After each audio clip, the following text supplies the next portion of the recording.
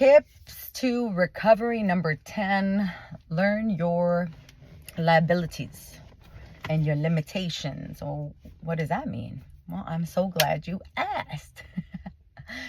All right. So first and foremost, learning your trigger, right?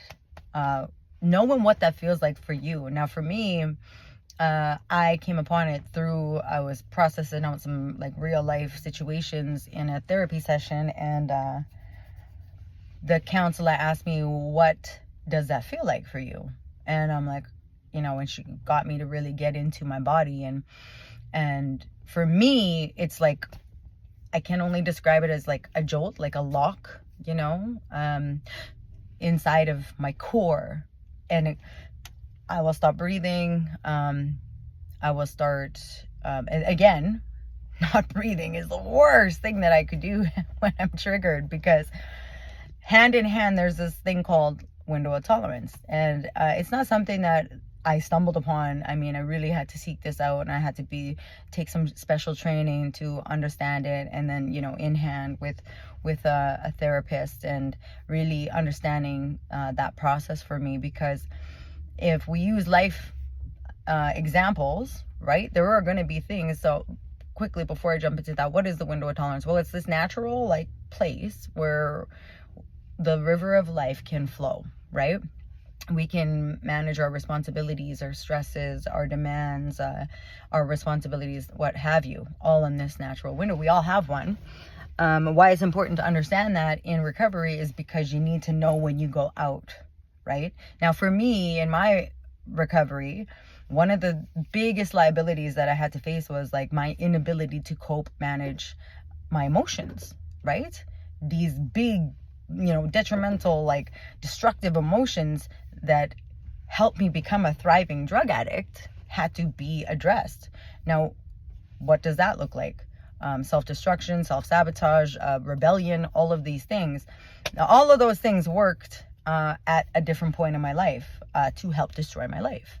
But in recovery, it's not so helpful, right? It wasn't helpful. Actually, it helped me suffer until I learned that, oh my gosh, what can I do? So my natural trigger response is and to stop breathing. But what does that trigger? It triggers the lack of oxygen, actually triggers me to go out of my window tolerance. And once I'm out of my window tolerance, look, the only thing that brings me back is breathing into that core that was triggered in the first place.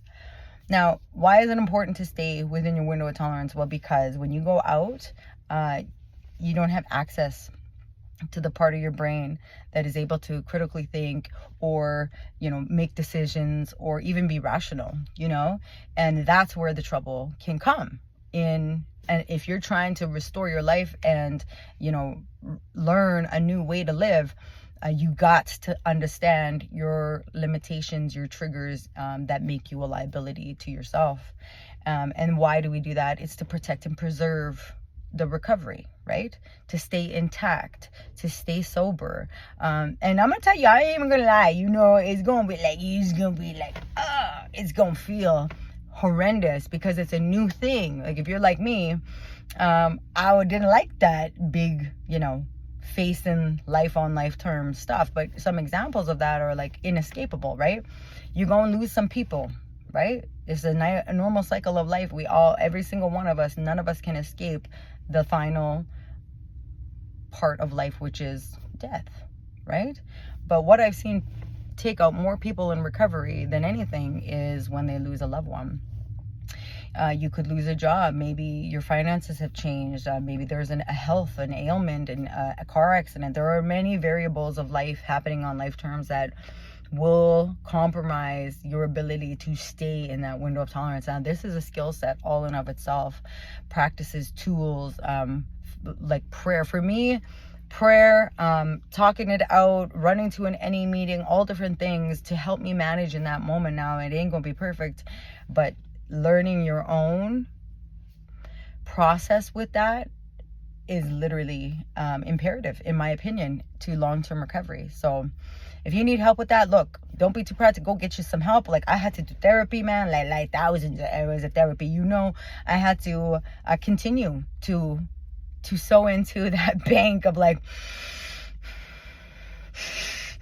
trust me, it doesn't always feel good, but it will and can make the difference in your recovery. It has in mine. So I really hope that you heed the word of learning your trigger process so that you can understand your liabilities and limitations that want to take you back to the despair of addiction.